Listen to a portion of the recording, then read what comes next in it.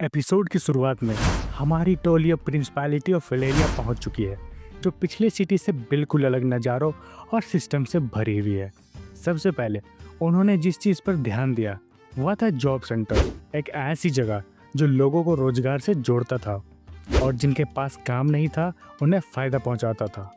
Curiosity शांत होने के बाद वे उस बोझा ढोने वाले जानवर को लौटाने गए जिसे उन्होंने सफ़र के लिए किराए पर लिया था। दुकानदार ने गलती से सिगेरू को भी उन्हीं जानवरों में से एक मान लिया, जिससे सिगेरू आग बबूला हो गया। सेजी ने तुरंत गलतफहमी साफ कर दी, लेकिन दुकानदार इतना डर गया था कि लगभग पीछे कूद पड़ा। बाद में जानवरों को देखते हुए सेका कहती है, ये तो बिल्कुल सिगेरू जैसा दिखता है। ये सुनकर बेचारा सिगेरू भी उस बात को इनकार नहीं कर पाया। उसे लगभग हर जानवर को प्यार करने की आदत थी, जिससे सिगेरू को एहसास हुआ कि लड़कियों को तो कोई भी चीज अट्रैक्टिव लग सकती है। ये आदत मार्केट घूमते हुए भी जारी रही। सेका हर खिलौनों को देखकर तारीफ करने लगती थी।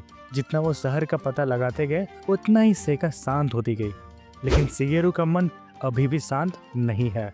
ये दुनिया जादुई दिखती है, लेकिन जीने के लिए फिर भी पैसे की जरूरत है।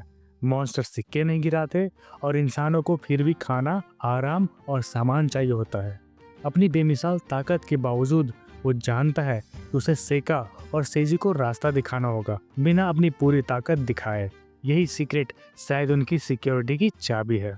उस रात में शांति से सेजी ने लोकल वेंडरों, दुकानदारों और गवर्नमेंट एम्प्लॉय से बातचीत की कि पैसे कमाने के तरीके क्या हैं। पता चला कि ज़्यादातर नौकरियां उनकी पुरानी दुनिया जैसी ही हैं। रेगुलर जॉब्स सबसे सेफ रास्ता लगता था। जिसके पास ठीक ठाक काम था वे महीने के लगभग 2000 रीरा कमाते थे, इतना कि आराम से जी सके। सिगेरू को किसी फैंटेसी दुनिया में साधारण नौकरी का विचार काफी बेकार लगा, मगर सेजी ने सैलरी स्ट्रक्चर साफ किया। सिंपल वर्क, केवल एसेंशियल जरूरतें पूरी करते थे, जबकि खतरनाक काम कहीं ज्यादा पैसे देते थे।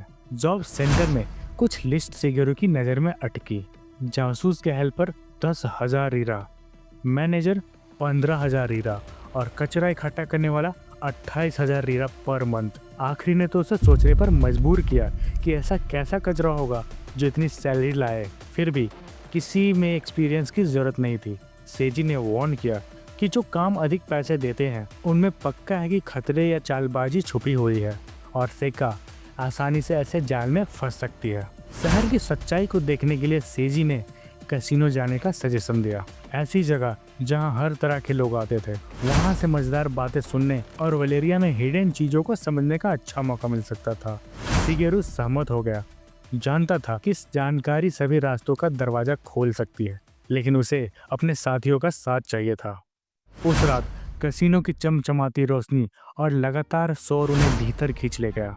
सेका सबसे ज्यादा एक्साइटेड थी। एक खेल से दूसरे खेल में जंप करती और हर बार हार जाती।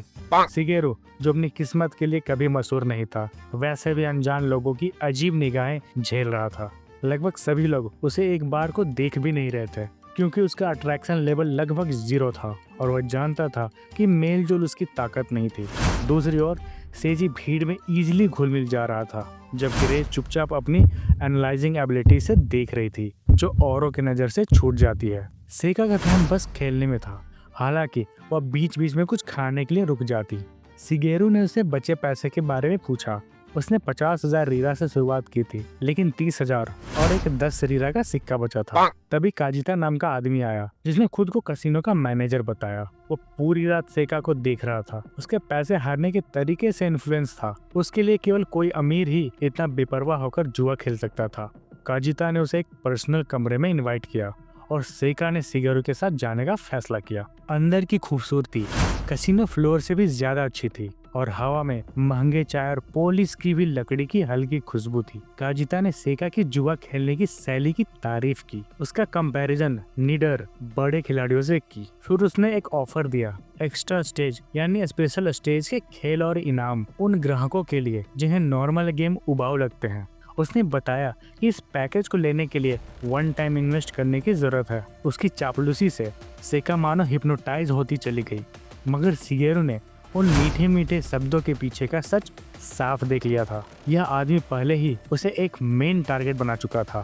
शिगेरू उसकी बातों में छिपी सारी सच्चाई को देख पा रहा था। आदमी एक लाजवाब कम्युनिकेटर था, जिससे वह किसी को भी अपने वश में करने का दम रखता है। सेका खतरे से अनजान शिगेरू की ओर पूछने के लिए मुड़ी। आदमी से सीधे टकराने की बजाय शिगेरू ने उसे सलाह दी कि पहले वह सेजी से पूछ ले। मैनेजर को कोई दिक्कत नहीं थी। उसने मान लिया कि यह दूसरा साथी भी उतना ही अमीर होगा। सेका ने एक्सेप्ट किया कि उसके पास पैसे हैं, लेकिन उतने नहीं जितने उसके दोस्त के पास है, जिससे शिगेरू को और यकीन हो गया कि ये सिचुएशन काफी नाजुक है। जाने से पहले मैनेजर ने उनसे ये बात किसी को बताने के लिए मना किया। दरवाजा बंद होते ही सेका बेफिक्र होकर आदमी की तारीफ करने लगी, जिससे शिगेरू लगभग घुट गया था। तभी रेजी पहुंची। जैसे ही सेका रेजी को बुलाने के लिए बाहर निकली, रेजी पहले से ही मैनेजर को देख रही थी और उसने जो बात बताई उससे सभी लोग डर गए। मैनेजर का स्पेशल नोट में लिखा था कि मुझे अब कभी धोखा नहीं दिया जाएगा। मैं अमीरों को बर्बाद कर दूंगा, मैं उनका सब कुछ छीन लूंगा,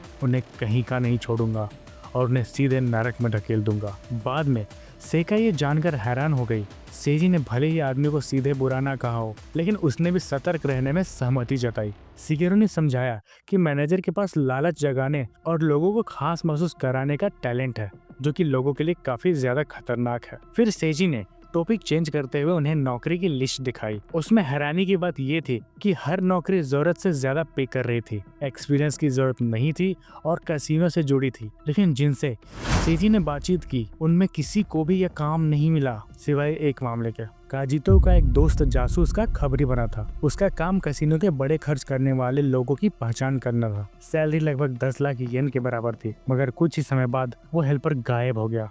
काजितो ने जांच की तो पाया कि उसका घर गायब हो चुका है, जमीन बिक्री पर है और परिवार के सभी रिकॉर्ड मिट चुके हैं। यहाँ तक कि नगर पालिका ने गुमशुदा की रिपोर्ट दर्ज करने से इनकार कर दिया, मानो वो आदमी कभी एग्जिस्टेंस में ही ना रहा हो। शिगेरू को शक हुआ कि मैनेजर ने ही उसे पूरी तरह मिटा दिया होगा। शिगेरू ने रेजी की ओर देखा, इशारा दिया कि अब वो वह बात बताए जिससे रेजी अब तक छुपा रही थी।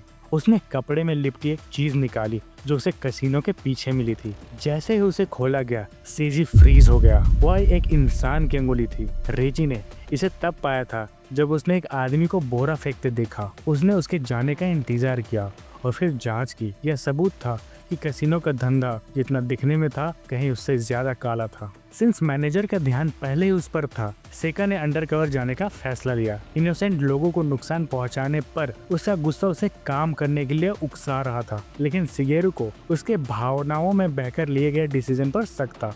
वह चाहता था कि सेजी उसे रोके, लेकिन इस बजाय इसके उसके नेता ने प्लान का पूरा सपोर्ट किया। सीन शिफ्ट होता है। शिगेरू ने रेजी से पूछा कि क्या वह इस बात पर उससे नाराज है कि उसने सेका को खतरे से दूर नहीं रखा, लेकिन उसका गुस्सा केवल काजितो पर था। फिर शिगेरू ने पूछा कि उस आदमी के स्किल्स के बारे में वो क्या जानती है। उसे सब कुछ नहीं पता था, मगर वह यकीन से कह रही थी कि वह झूठ पकड़ सकती है और शक था कि यह स्किल और अननोन शक्तियां भी जगा सकती है। उसकी विंडो किसी और जैसी नहीं थी, टूटी फूटी और अजीब थी, और यही रीजन है कि वह और भी खतरनाक हो रहा था। प्लान को एग्जीक्यूट करने का समय आ गया। कैसीनो के एंट्रेंस पर सेका सेल्फ कॉन्फिडेंस के साथ अंदर गई, जिससे हर नजर उस पर टिक गई। कुछ मिनट पहले वो घबराई हुई थी, लेकिन शिगेरू की वजह से अब उसे पता था कि झूठ बोले बिना खतरनाक सवालों से कैसे बचना है और जानकारी कैसे छुपानी है ताकि मैनेजर के स्किल्स एक्टिव ना हो। काजितो ने उसे अपने स्वीट साउंड से स्वागत किया। वीडियो को लाइक और चैनल को सब्सक्राइब कर देना। मैं मिलता हूँ अगले एपिसोड में। Till then, bye bye.